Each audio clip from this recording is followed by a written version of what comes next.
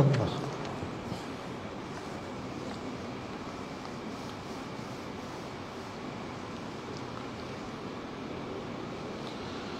إلى حضرة نبينا محمد صلى الله عليه وسلم وعلى آله وأصحابه الكرام، ثم إلى حضرة والدينا ولمشايخنا ومعلمينا وجميع أرواح المسلمين والمسلمات والمؤمنين والمؤمنين، خصوصا إلى وسلم هذا الكتاب. الفاتحة. أعوذ بالله من الشيطان الرجيم. بسم الله الرحمن الرحيم. الحمد لله رب العالمين الرحمن الرحيم مالك يوم الدين إياك نعبد وإياك نستعين اهدنا الصراط المستقيم صراط الذين أنعمت عليهم غير المغضوب عليهم ولا الضالين آمين. السلام عليكم ورحمة الله وبركاته. الحمد لله رب العالمين والعاقبة للمتقين والهادي إلى صراط مستقيم. أشهد أن لا إله إلا الله وحده لا شريك له وأشهد أن محمدا عبده ورسوله. اللهم صل على سيدنا محمد وعلى آله وصحبه وسلم. أما بعد. اللهم ارزقنا العلم والفهم والعقل والحكمة. اللهم ارزقنا فهم النبيين وحفظ المرسلين وإلهام الملائكة المقربين. Pertama sekali kita panjatkan puji dan syukur kehadrat Allah Subhanahu wa taala dengan hidayah dan taufik daripada Allah, dengan pilihan daripada Allah. Malam ini Allah jumpakan kita setelah sekian lama saya tak dapat hadir atas ada beberapa sebab. Terlebih dahulu saya minta maaf dengan jamaah Masjid Qaryah Pancajaya kerana telah lama saya tak dapat datang. Alhamdulillah malam ini saya dapat sama-sama dengan tuan-tuan. Mudah-mudahan pertemuan kita mendapat redha Allah, mendapat kasih sayang Allah, mendapat rahmah daripada Allah Subhanahu wa taala. Kita sambung kitab kita Risalah Tauhid dalam masalah Mabadi Ilmu Tauhid yang keempat.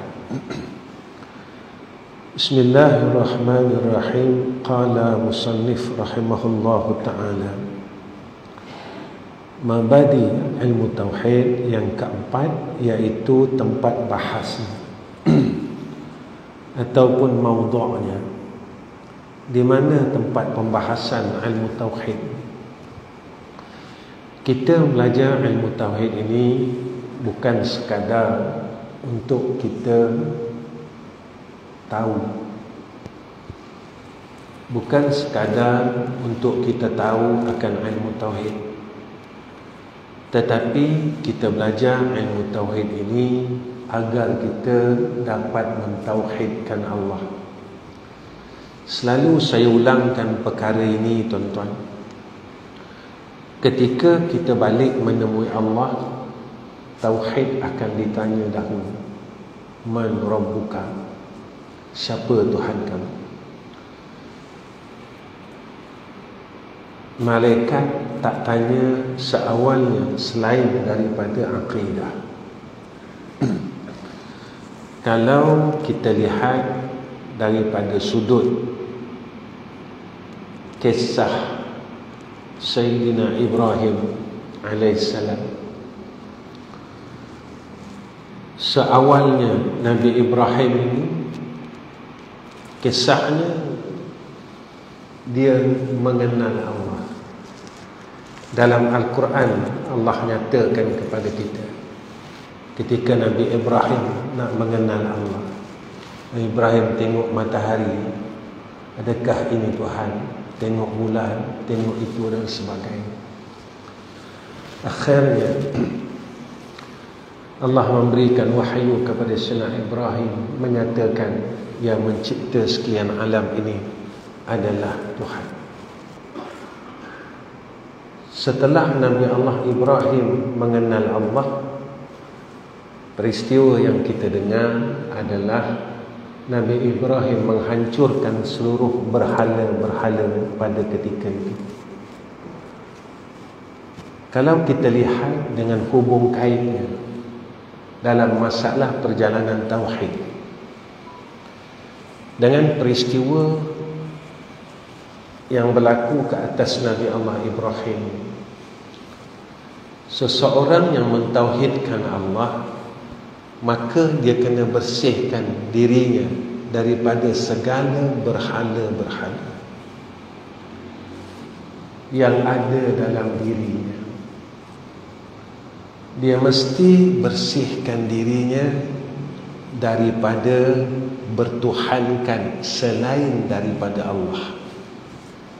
Inilah tuntutan la ilaha illallah. Selagi tak boleh bersih, selagi itu kita tak boleh duduk dalam sifat orang mukmin, berada di kalangan orang mukmin. Kenapa Ustaz cakap macam ni? Beginilah, di dalam Al-Quran Allah tunjukkan kepada kita orang mukmin macam ni sifat dia. Hamba yang soleh macam ni sifat dia. Lalu kita kena bertanya dengan diri kita, sifat yang Allah tunjukkan tu kita ada tak? Kalau orang mukmin, ini sifat-sifatnya yang Allah tunjukkan. Kalau hamba yang soleh, ini sifat-sifatnya. Contoh, hamba yang soleh dalam ayat wa ibadur rahman. Ada tak? Sifat tu ada tak? Sifat orang mukmin ada tak? Kita kata kita takutkan Allah. Sifat orang bertakwa tu ada tak pada kita? Ataupun kita rasa yang kita takutkan Allah, kita rasa kita dah sempurna iman, kita rasa kita dah jadi hamba yang soleh. Guru ni tuan-tuan, dia bukan reka ilmu baru tak. Seorang guru, dia menunjukkan jalan yang telah ditunjukkan oleh Allah. Tu je kerja dia. Jalannya dah siap. Jalannya dah siap. Lalu guru kita menunjukkan jalan yang telah ditunjukkan oleh Allah. Kalau kita kata saya mukmin yang sebenar, tengok sifat orang mukmin dalam Quran, kita ada tak? Kita pun kata saya orang yang bertakwa, tengok sifat orang yang bertakwa dalam Quran, kita ada tak? Saya hamba yang soleh, tengok sifat hamba yang soleh dalam Al-Quran, kita ada tak? Kalau sifat tu kita tak ada, kita cuma dakwa. Kita cuma mendakwa, aku soleh, aku takut, aku mukmin. Sebab itu tuan-tuan, kita kena selalu bermujahadah. Dalam kitab Ayyuhal Walad disebutkan seseorang yang hampir kepada Allah, jalannya kena bermujahadah. Dia tak boleh duduk tenang macam ni. Alam ini tuan-tuan berjalan. Alam terus jalan. Jalan. Ketika dia berjalan, kita ni masih hidup.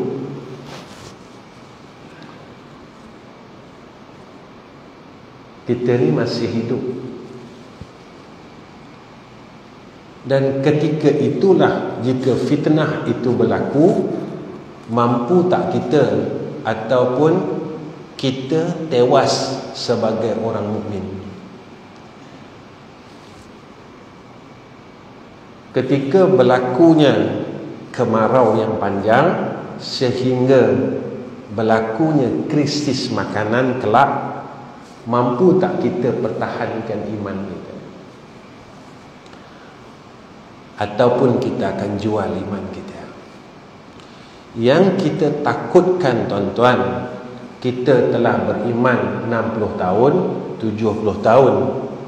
Ketika waktu itu umur kita 65 tahun, 75 tahun, kita tewas dengan iman kita, kerana pada waktu itu sebenarnya kita tak mentauhidkan Allah. Ketika datang fitnah itu, kita tewas. Ini Nabi sebut, tuan-tuan. Ketika Dajjal itu datang, ulama yang mengikut Dajjal bilangannya 70,000 orang. Kalau ulama sahaja 70,000 orang, yang bukan ulama berapa banyak?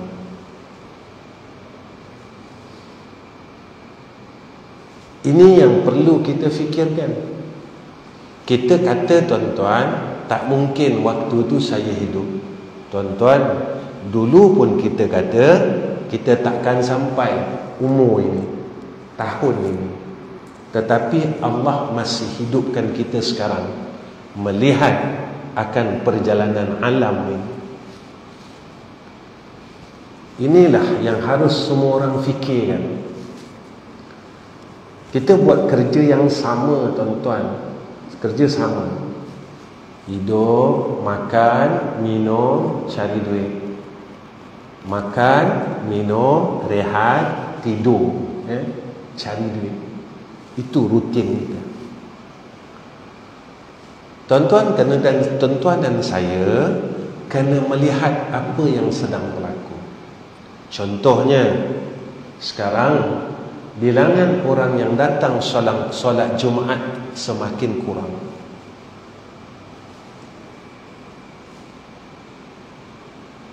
Banyak masjid, tuan-tuan, yang saya tanya, maka perkara ini berlaku di kebanyakan masjid, di kebanyakan negeri. Dulu, Ustaz, penuh, Ustaz. Sekarang dah kurang.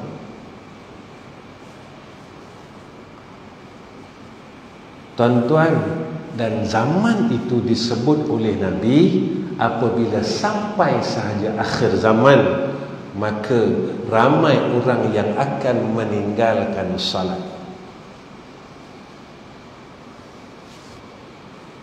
Kita melihat daripada perkara ini, sedar atau tidak sedar, dan perkara itu berlaku menunjukkan tentang zaman ini telah duduk di hujung.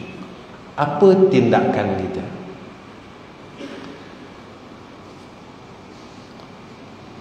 Tempat bahasnya ilmu tauhid kepada 4 tempat.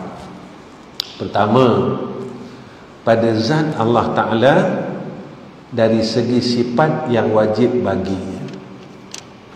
Ini tempat bahasnya pada zat Allah, pada sifat Allah yang wajib dan sifat yang mustahil atasnya dan sifat yang harus padanya. Zaman ini zaman sampai orang boleh meletakkan zat Allah itu bertempat. Zaman ni, tuan-tuan, zaman ini zaman sampai orang boleh meletakkan sifat Allah itu, memberi bekas pada tempat-tempat sahaja. Tempat ini memberi bekas, tempat ini tak memberi bekas. Ada orang yang tahu sifat Allah tetapi dia tak percaya dengan sifat Allah. Baik, kenapa Ustaz cakap macam tu? Semua orang tahu Allah bersifat dengan ilmu. Tapi ketika kita buat satu perkara, siapa kita sebut dulu? Kita akan cakap apa? Nanti orang tahu. Sebelum kita nak cakap nanti orang tahu, Allah telah dahulu tahu. Pernah tak kita cakap dengan keluarga kita, kawan-kawan kita, bila kita nak buat satu perkara yang menyalahi, kita kata nanti Allah tahu. Persoalan saya, bersih tak tauhid kita?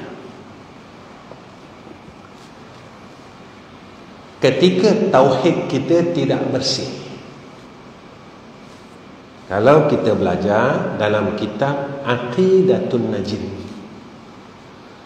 yang dikatakan orang tauhid, orang tahqiq, ragu tak boleh, separuh-separuh tak boleh, sikit pun tak boleh ragu, banyak pun tak boleh ragu. Jika kita ada keraguan sedikitnya, maka dalam kitab Aqidatun Najin tak dinamakan orang yang beriman. Jika dalam hidup kita buat perkara yang meragukan akidah, maka semayang kita Allah tak terima. Kenapa tak terima Ustaz? Sebab orang munafik ni, orang munafik, wa iza laqul ladzina amanu qalu amanna. Dia dengan orang beriman, dia nampak macam orang beriman. Wa iza khalau ila syayatinihim qalu inna ma'akum. Bila dia sama dengan orang kafir, dia kata kami ni bukan beriman. Ini sifat orang munafik. Zahirnya dia beramal seperti amalan orang beriman, tetapi batinnya ragu dengan Allah. Ini yang kita nak tengok. Kenapa Ustaz tekankan benda ni? Sebab zaman dah hujung. Tuan-tuan, seawal saya datang di masjid, tuan-tuan, saya ada nyatakan tentang satu hadis tentang wabak ini, yang mana hadis itu tentang haji. Nabi kata, besok umat aku terhalang dari berbuat haji disebabkan satu wabak dan penyakit, tak boleh buat. Tahun itu tak boleh, Nabi kata. Dan akan terhalang pada tahun yang dihadapannya. Setahun, 2 tahun. Pada tahun yang seterusnya, umat aku boleh melaksanakan umrah dan haji seperti mana biasa. Nabi pesan, Ya'jud dan Ma'jud telah keluar. Berapa tahun kita tak boleh buat haji dengan umrah, tuan-tuan? 2 tahun ini memang saya tunggu. Rupanya berlaku hadis itu. Sebenarnya Allah ni sayang dengan kita. Sayang sangat. Setiap perkara yang akan berlaku, dia dah bagi tahu kita semua. Sekarang zaman yang berlaku ini, kita masih hidup. Kita masih hidup. Zaman yang berlaku. Apa tindakan kita supaya kita sentiasa mensiapkan diri supaya menghadapi zaman itu. Ada orang cakap dengan saya, tuan-tuan, saya tak kisah ustaz sebab saya banyak duit. Tuan-tuan, kalau banyak duit tapi tak boleh beli makanan, apa guna duit?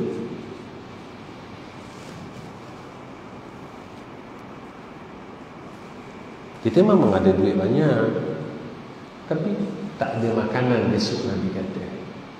Apa guna duit itu? Siapa yang boleh bertahan? Orang mukmin. Ustaz, masuk akal ya? Tuan-tuan, orang yang beriman dengan Allah yang tidak ada ragu, tak ada perkara yang boleh sampai pada akal. Kenapa Ustaz cakap macam tu? Tuan-tuan, sampai tak pada akal ketika Namrud campak Nabi Ibrahim dalam gunung api tak terbakar? Pada akal tuan-tuan sampai tak?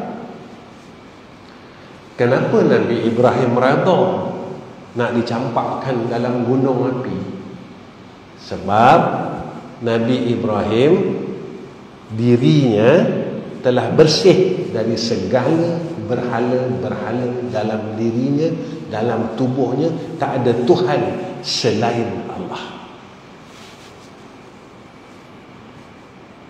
Orang beriman yang tahqiq, maka hatinya bersih daripada segala kesyirikan. Tak ada Tuhan selain Allah. Yang ni isbat. Illallah. Nabi Ibrahim tahu dia akan dicampakkan dalam gunung api, tapi Nabi Ibrahim senyum. Lalu Allah perintahkan kepada api, kulna ya nar kuni bardan wa salaman ala Ibrahim.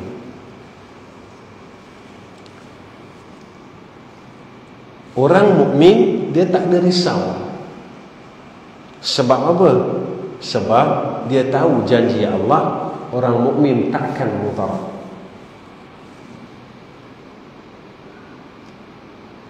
Tuan-tuan, peristiwa Ashabul Kahfi sampai akal kita. Tidur ribuan tahun, bangun balik. Sampai? Tak sampai, tuan-tuan. Peristiwa Adhiyah, korban, leher Nabi Ismail digantikan dengan kambing zaman Nabi Allah Adam. Sampai akal? Tetapi itulah yang berlaku. Itulah yang telah berlaku. Maka orang mukmin ini dia percaya tak ada ruang keraguan langsung kepada Allah.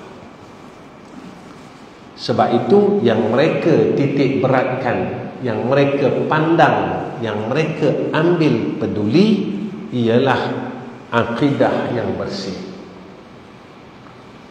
Kita memang tahu, tuan-tuan, Allah bersifat wahdaniyat. Tapi betul ke kita mewahdaniyatkan segala sifat Allah, zat Allah, af'al Allah? Itu saya selalu bercakap benda ni.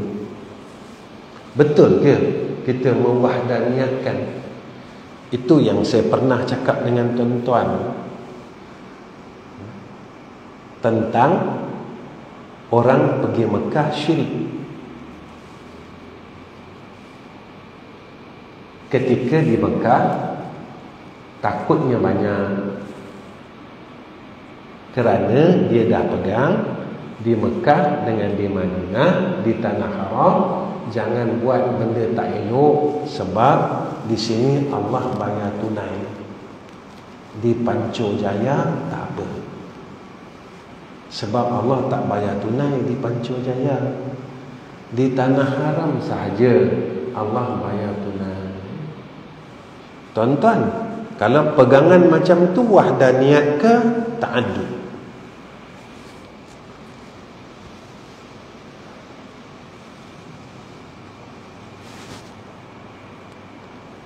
Jadi orang yang tidak mewahdahniatkan sifat Allah, umrahnya terima tak?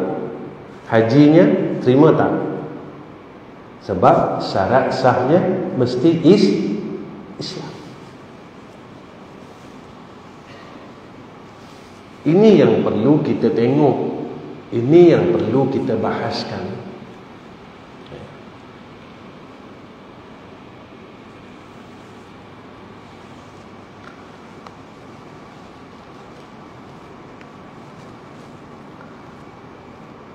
Yang kedua, pada zat Rasul-Rasul dari segi sifat yang wajib baginya, sifat yang mustahil atasnya, sifat yang harus padanya. Kena percaya. Bukan tahu saja, percaya. Di sinilah pembahasannya ilmu tauhid ni pada diri para Rasul. Sebab itu tuan-tuan, kenapa kita tak boleh yakin dengan Islam? Tak boleh yakin. Saya bercakap tentang perkara ni sebab orang tanya saya tentang perangai saya. Orang tanya saya tentang perangai saya. Ustaz, sebab saya pergi masjid mana-mana, surau mana-mana, saya tak ambil sagu hati masjid. Lalu orang tanya saya, Ustaz, Ustaz buat ni ikut sunnah ke? Dia tanya kenapa? Kan sekarang semua minyak nak pakai duit, tu nak pakai duit, semua nak pakai duit. Saya tanya, masa Nabi kat Mekah dulu, Nabi sebarkan Islam, dana mana yang Nabi pakai? Saya nak tanya tuan-tuan, kalau tuan-tuan boleh sebut.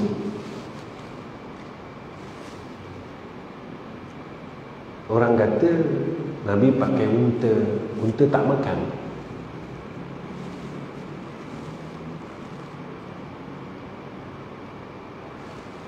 Kenapa Nabi boleh buat? Kenapa Nabi boleh buat? Sampai Islam tersebar 3/4 dunia. Sebab Nabi yakin kepada Allah. Agak-agak tuan-tuan, kita boleh yakin tak macam tu? Macam Nabi yakin. Al-Quran ada tak bagi tahu kita? Allah ada tak bagi tahu kita? In tansurullaha yansurkum. Siapa yang menegakkan agama Allah, Allah bantu dia. Agak-agak kita yakin tak dengan ayat ni? Kita nak pakai logik kita kan? Kita masih pakai logik kita. Walaupun ada ayat yang menyebutkan tentang perkara ini, kita tetap kena pakai logik kita. Itulah kita.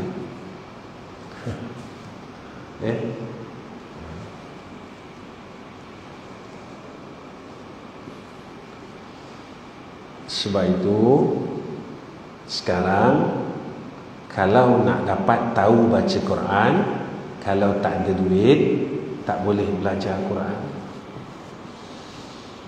Kalau nak khatam kitab, tak ada duit tak boleh khatam kitab. Ini kenyataannya. Ke saya salah tuan-tuan? Ataupun saya silap? Sebab kita kena pakai logik. Kita kena pakai akal lagi. Masih lagi kita nak pakai akal kita. Janji Allah tidak perlu akal. Baik. Sebab itu orang kata Nabi gila. Nabi gila, orang kata. Bukan apa yang Nabi bawa itu gila, tak. Mereka percaya adanya Allah. Ketika Mekah hendak diserang oleh tentera Abraha, orang Mekah minta kepada Allah, wahai yang menjaga akan Baitillah, selamatkanlah Baitillah dan Mekah. Kan dalam ayat ada dalam Quran kan,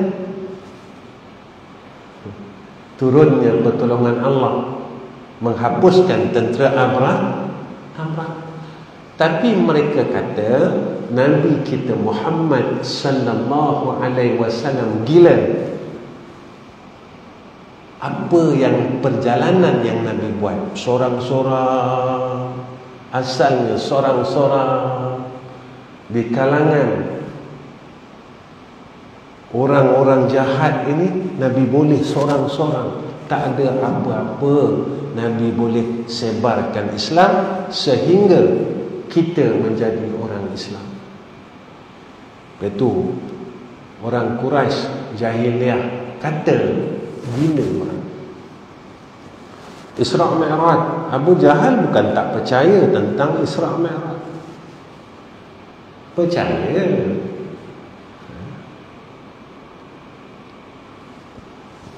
Baik, yang ketiga,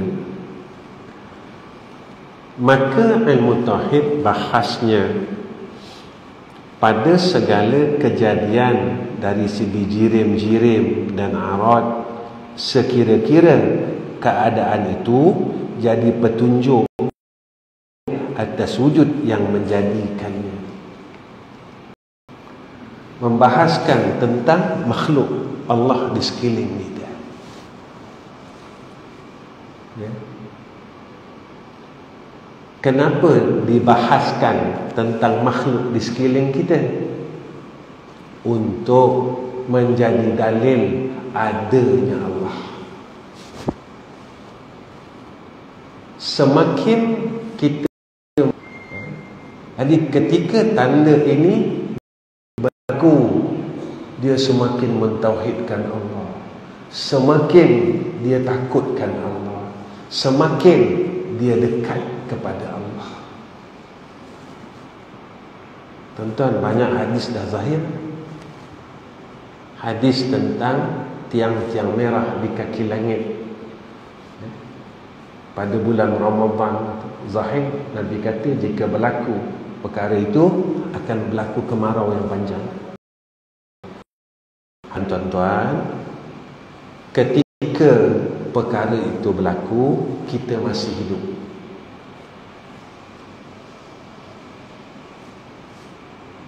Ketika perkara itu berlaku, Allah masih hidupkan kita.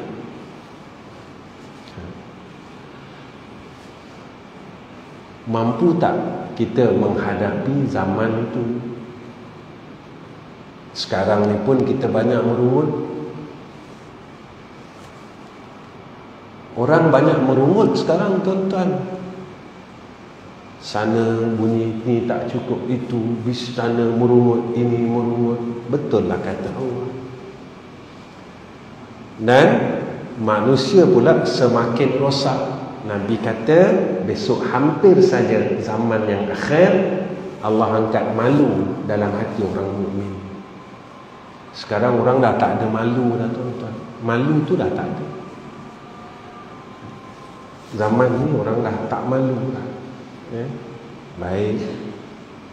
Cuma kita kena berhati-hati kerana kita masih hidup zaman ini. Ya?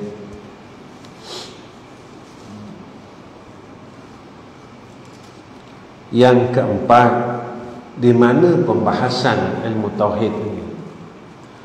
pada segala pegangan dan kepercayaan dengan kenyataan yang didengar daripada perkhabaran Rasulullah sallallahu alaihi wasallam.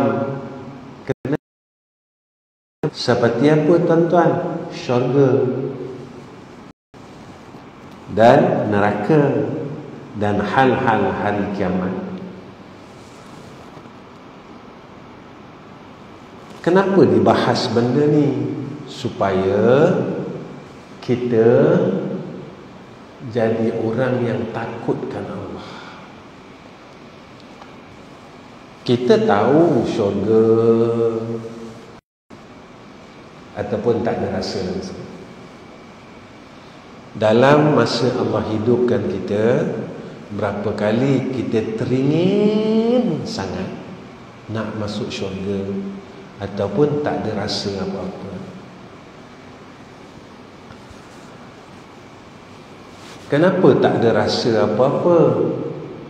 Puncanya percaya atau tidak. Itu je. Neraka ada. Percaya atau tidak? Kenapa Ustaz cakap macam tu? Tentu orang yang percaya, dia akan lari dari neraka. Tetapi kenapa sampai hari ini kita masih buat amalan yang buatkan kita masuk neraka? Dengan kita tak ada rasa takut pun. Lepas buat amalan yang membuatkan kita masuk neraka, kita tak ada rasa takut.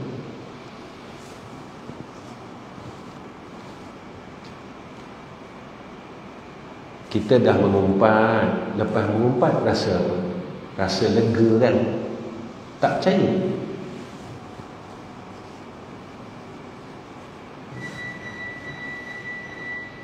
Orang yang percaya, ketika dia jatuh kepada kejahatan, itu namanya kelemahan dirinya.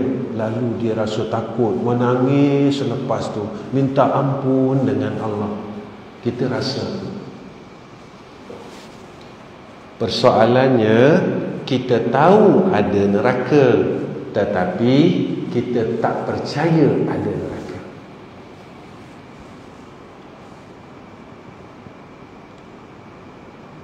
Kita tahu ada akhirat, tapi kita tak buat amalan untuk kita selamat di akhirat.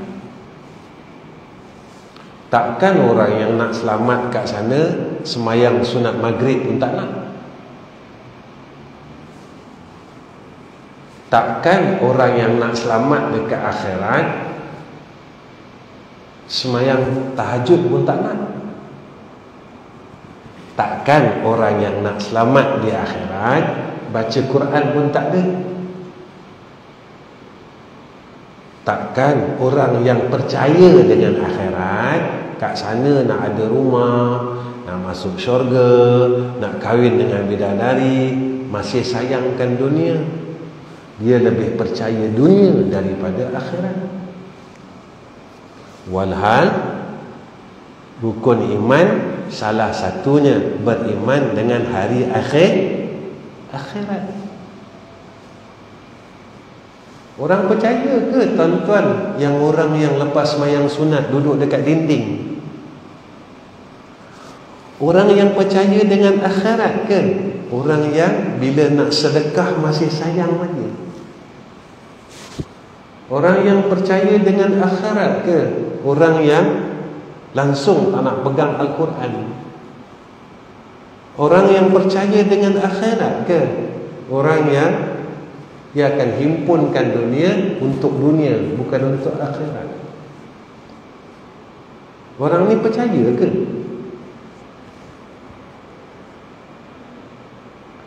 Saya tak bercakap tentang hidup dalam dunia, nak selesaikan ekonomi. Saya tak nak cakap bab ni, sebab kita semua dah berumur.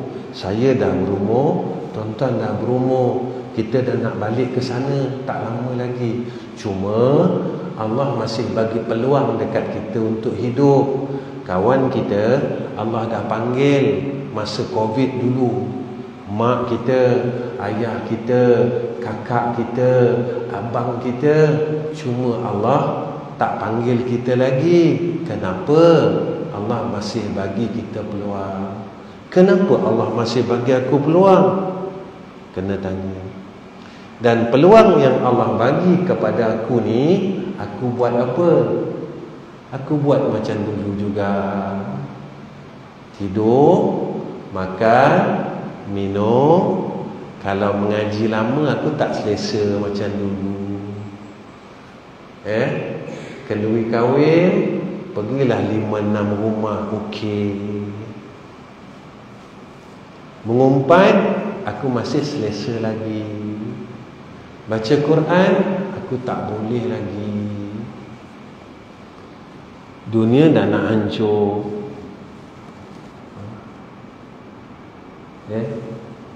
Tak tahulah tuan-tuan, video yang saya tengok tu betul tak betul, wallahu alam. Di Real Madrid, tak silap saya, lahar bumi naik di tengah bandar. Jalan ni terbongkar dan naik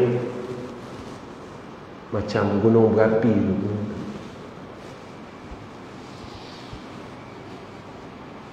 Tuan, kalau kita tengok takut tuan. Besok hampir nak kiamat. Kalau dalam hadis itu, bumi ini dipenuhi oleh api, menghalau umat semuanya ke satu tempat yang dinamakan Al-Mahsyar. Allah nak tunjuk kat kita satu-satu. Tapi kita masih macam ni lagi. Kita tak ada apa perubahan akhirat dalam hidup kita. Perubahan dunia ada, tuan-tuan. Perubahan dunia ada. Semalam saya mengajar di madrasah, saya tanya anak murid saya. Saya tanya, sebab madrasah selalu buat sembahyang hajat, orang minta untuk buat sembahyang hajat, boleh kata hari-hari, tuan-tuan. Saya tanya guru yang dipertanggungjawabkan untuk buat sembahyang hajat. Saya tanya dia, saya kata, sepanjang bertahun-tahun kamu buat sembahyang hajat atas permintaan orang, saya nak tanya, ada tak hajat orang ni minta supaya dipilih masuk syurga Allah? Dia kata tak ada. Itulah sifat kita sebenarnya.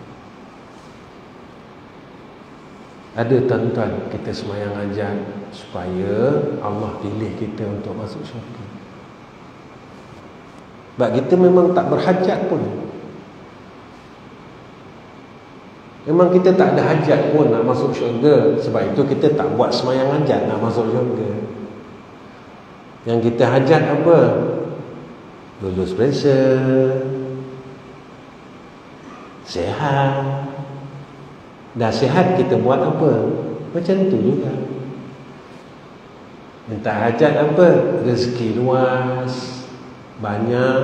Lepas Allah bagi rezeki, kita buat apa? Kita sakit, minta sembahyang hajat.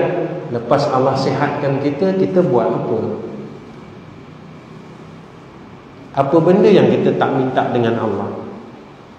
Kita tak ada rumah, tuan-tuan, kita minta dengan Allah. Allah bagi bukan 1 biji, tuan-tuan, sampai 1 orang 3 biji rumah. Kau minta rumah, aku bagi. Sebiji tak cukup, minta lagi. Ada orang minta nak buat rumah sewa 10 biji, bagi, Allah Ta'ala bagi. Tapi pernah kita minta 1 bilik dalam syurga Allah? Ya Allah, aku dalam dunia kata aku banyak, ada rumah sewa, ada rumah sendiri, ada homestay. Ya Allah, berikan kepada aku 1 bilik dalam syurga.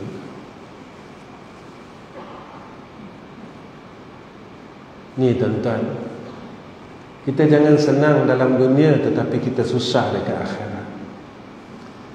Kita jangan di dunia kita dibanggakan tetapi di akhirat kita dihinakan oleh Allah. Itu je tuan-tuan, tak ada benda lain. Sebab itu kita mengaji tauhid ini supaya kita dapat memandang akhirat itu lebih utama daripada kehidupan dunia ini. Tapi tanggungjawab kita dalam dunia ni kita kena selesaikan. Sebab itulah jalan kita untuk masuk syurga Allah. Sikit lagi saya berhenti tuan-tuan. Sikit lagi. Dah 5 minit saya berhenti.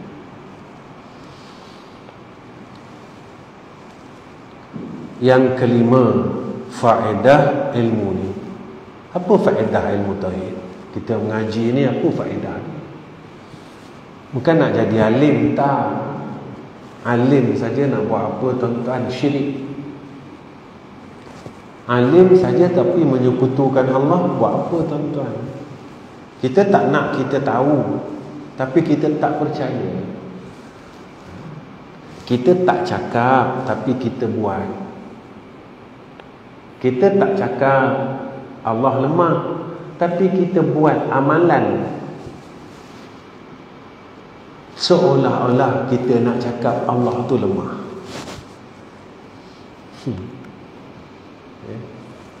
Macam itulah tuan-tuan.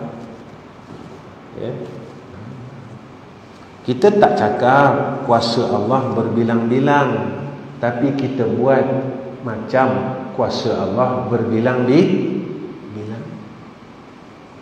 Itu yang kat Mekah kita takut sangat, sampai Seremban ni kita suka hati sangat. Kat sana Allah kuasa, dekat Seremban Allah tak berkuasa sangat. Betul kan? Ya ke tuan-tuan? Kat sana nak kata orang takut, nak kutuk orang takut. Kat sini hebat kita tuan-tuan, kita kutuk orang daripada semua orang lah kita kutuk. Tak ada takut pun. Dekat Mekah takut, nak kutuk orang tu takut tuan-tuan. Sebut apa? Masya Allah. Tak begitu tuan-tuan? Kan nampak orang cacat tak berani cakap, nampak orang jahat tak berani cakap. Betul tak? Kat sini Allah balas tunai tuan-tuan. Dekat Mekah ni jangan main-main. Sampai balik saja luar tanah haram, habis kita kutuk sana, kutuk sini, kutuk itu. Buka aib ini, buka aib itu. Kita tak cakap kudrah Allah berbilang-bilang, tapi kita buat kudrah Allah itu berbilang-bilang. Tak payah cakap, buat pun. Menidakkan tentang wahdaniyah Allah.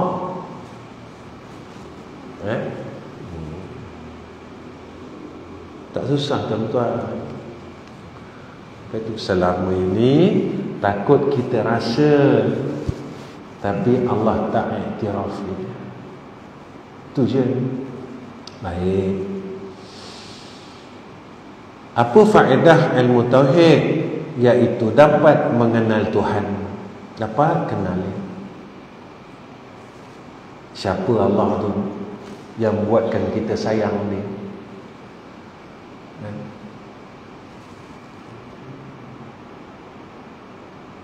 Kenal lah. Kita buat jahat, Allah masih tak hancurkan kita lagi tuan-tuan.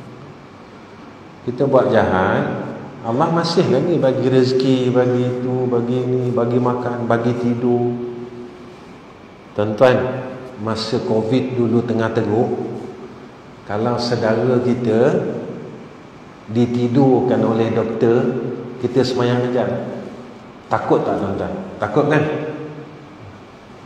Tuan-tuan, Allah tidurkan kita tiap-tiap malam, tak pernah takut. Sajalah saya tanya,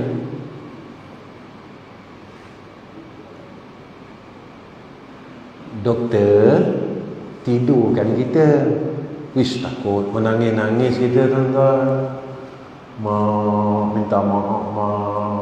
minta maaf kakak, telefon video call, betul tak tuan-tuan? Betul tak? Yang tiap-tiap malam Allah tidurkan kita, bacalah doa tidur. Allahumma bismika, ya Allah, dengan nama Engkau ahya, kami hidup, dan kami makna kita nak ditidurkan oleh Allah.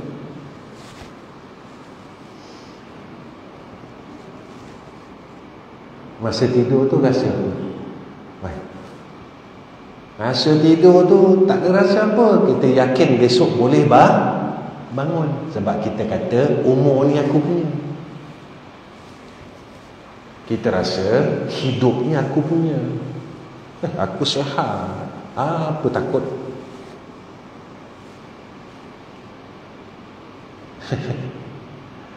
Tapi kalau doktor tidurkan kita, takutnya mati ni.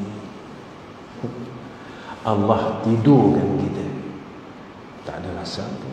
Sebab itu doa bangun tidur, alhamdulillahillazi, maha suci Engkau ya Allah, segala puji bagi Engkau ya Allah, ahyana, Engkau telah hidupkan kami, ba'dama amatana, selepas ni kau matikan kami, wa ilaihim nusyur, kepada dia lah semua akan kembali. Tengok doa bangun tidur. Tapi sebab kita rasa hidup ni aku punya, aku yang tentukan hidup aku, kita terlupa. Sebab kita ada ilmu mengenal Allah, tapi tak kenal. Ilmu kenal Allah ada, tapi tak kenal. Takkan orang kenal tak takut? Takkan orang kenal tak rasa sayang? Orang kenal takkan tak rasa sayang dengan Allah. Orang kenal takkan tak rasa rindu dengan Allah. Saya tanya diri saya tanya tuan-tuan, dalam sunyi hidup, berapa kali kita rasa rindu sangat dengan Allah? Saya tanya tuan-tuan, berapa kali kita rasa dalam sunyi hidup rindunya dengan Allah? Kenapa kau rindu dengan Allah? Sebab Allah sayang dengan aku. Aku buat jahat pun Allah tak hapuskan aku.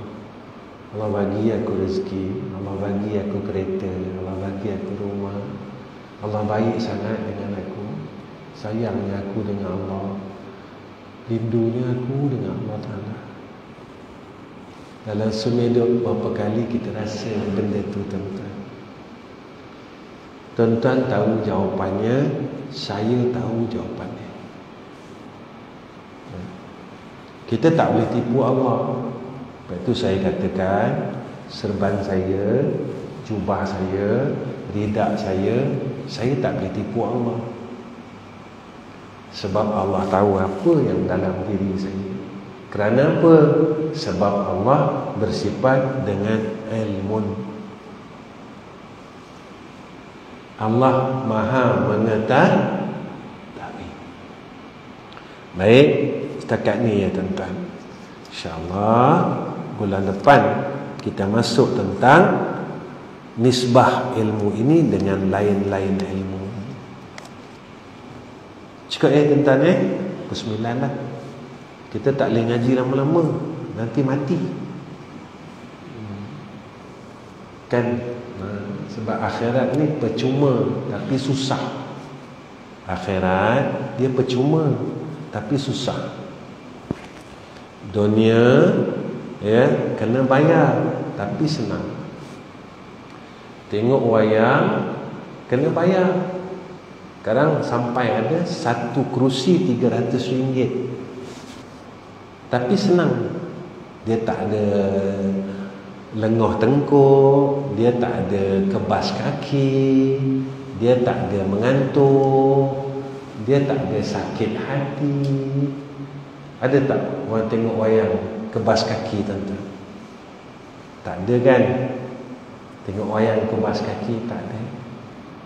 Sebab dunia ni senang, tapi dia kena bayar. Akhirat ni dia percuma, tapi dia susah. Sebab apa? Sebab yang boleh masuk syurga kat sana sikit. Orang senang kat sana sikit. Kenapa orang senang kat sana sikit? Sebab dalam dunia dia dah susah-susah untuk Allah. Tapi dia tak akan susah pun, sebab Allah cakap macam tu. Orang mukmin dia tak akan susah. Ya ke Ustaz? Ya. Sebab Allah sebut macam tu. Wa may yattaqillaha yaj'al lahu makhraja wa yarzuqhu min haitsu la yahtasib. Wa may yatawakkal 'ala Allah fa huwa hasbuhu. Orang yang takutkan Allah tak mungkin takut. Orang ni tak percaya, tentu orang percaya yang takut. Orang tak percaya tak boleh takut. Orang takut dapat apa? Makhraja. Masalah ni semua diselesaikan oleh Allah. Kedua, dapat apa? Dia dapat rezeki yang dia tak payah fikir. Sebab dia yakin, percaya yang bersifat Razzaq itu Allah. Yakin dengan janji Allah. Kemudian Allah kata, orang yang percaya bulat-bulat dengan Allah, Allah cukupkan keperluannya. Ini janji Allah. Wa may yatawakkal 'ala Allah fa huwa hasbuhu. Siapa yang percaya dengan Allah, serah bulat-bulat dengan Allah, Allah cukupkan segala keperluannya. Kalau cakap Allah kita tak percaya, kita nak percaya cakap siapa lagi? Jadi tuan-tuan yang dirahmati Allah, setakat ini saja pertemuan saya dengan tuan-tuan. InsyaAllah kita jumpa bulan depan. Tuan-tuan tolong doa dari saya, ya, supaya saya istiqamah, saya istiqamah dalam apa yang saya buat selama ni. Antaranya, saya minta sangat tuan-tuan doakan, madrasah kami, yang tiga-tiga madrasah. Yang satu madrasah dalam pembinaan tu, sekarang surau sedang dibina, dah dalam 50%. Tuan-tuan tolong doa, saya nak doa, saya nak doa tuan-tuan. Jadi saya tak nak benda lain, bukannya saya menolak, tak. Jadi orang tanya saya, Ustaz, kalau kami nak ambil bahagian dalam pembinaan surau madrasah boleh? Tuan-tuan cari nombor akaun madrasah, tuan-tuan buat diam-diam. Tak ada masalah. Itu saya tak buat tabung ke dana apa ke lot wakaf, saya tak buat. Sebab apa? Dah terlalu ramai sangat orang buat benda tu. Jadi saya bagi laluan pada orang lain. Saya tak apa, sebab mereka lebih memerlukan. Dah terlalu ramai sangat orang buat di masjid ni, di masjid semua masjid. Asal mengaji je, nanti korang akan ada dana. Jadi saya tak naklah ikut ramai sangat orang dah buat. Jadi bukan salah saya bagi laluan pada mereka-mereka ni, nak bagi laluan. Jadi sebab tu sampai pihak masjid pernah tanya saya, Ustaz tak ambil satu hati masjid ni kenapa? Saya kata sebab saya mengajar. Kalau saya tak mengajar, masjid tak bagi. Contohnya, saya daripada Kuala Lumpur singgah sembahyang maghrib, agak-agak pengurusi bagi tak saya 300? Agak-agak lah. Singgah sembahyang maghrib, tak bagi tuan-tuan. Ustaz sembahyang aja, dia tak mengajar. Jadi sebab tu saya tak nak, sebab saya mengajar. Saya orang jahat tuan-tuan. Tuan-tuan tak apa, tuan-tuan puasa Senin Khamis, sembahyang tahajud, solat rawatib penuh. Saya orang jahat. Jadi saya nak jadikan mengajar amal soleh saya. Jadi tak nak langsung apa-apa unsur. Alhamdulillah. Macam mana Ustaz? Tak ada macam mana. Hampir setahun dah saya buat kerja macam ni. Sebenarnya dulu pun saya buat. Ada masjid-masjid saja saya tolak. Tuan tolong doa dengan Allah supaya Allah istiqamahkan saya dan terima apa yang saya buat. Saya minta doa. Begitu juga dengan madrasah. Tuan tolong doa semua orang. Mudah-mudahan besok tuan doa macam ni je. Saya ajar doa ni. Ya Allah, jika apa yang orang tu buat betul pada Engkau, tolong dia. Ya Allah, jika apa yang orang tu buat betul pada Engkau, tolong dia. Sebab yang tahu betul tak betul bukan tuan-tuan, Allah. Saya tak boleh tipu Allah. Sebab kat sana besok saya kena tanya satu-satu. Masalahnya di dunia lepas saya boleh tipu semua orang dalam dunia, tapi kat sana saya kena tahan. Tak guna tuan-tuan. Lepas dalam dunia, ditahan di akhirat. Itu je. Sebab dunia ni tak lama pun, tak lama lagi Allah hancurkan. Kita berapa lama kita hidup, Wallahu a'lam. Wa akhirul kalam. Assalamualaikum warahmatullahi wabarakatuh. Bismillahirrahmanirrahim. Alhamdulillahirabbil alamin. Wassalatu wassalamu ala asyrafil anbiya wal mursalin wa ala alihi wa sahbihi ajma'in. Allahumma jammilna bil afiyah was salama wa haqiqna bit taqwa wal istiqamah wa a'izna min mujibatin nadama innaka sami'ud du'a. Ya Allah, selamatkanlah kami, isteri dan anak-anak kami daripada fitnah akhir zaman ini, ya Allah. Ya Allah, selamatkan iman kami dan Islam kami. Begitu juga isteri dan anak-anak kami daripada fitnah akhir zaman ini, ya Allah. Ya Allah, kami tak ada daya dan upaya melainkan dengan pertolongan daripada Engkau, ya Arhamar Rahim. Allahumma inna nas'aluka imanan kamilan wa qalban khashi'an wa yaqinan sadiqan wa dinan qayyima wa rizqan halalan tayyiba. Wa sallallahu ala sayyidina Muhammad wa ala alihi wa sahbihi wa baraka wa sallam walhamdulillahi rabbil alamin.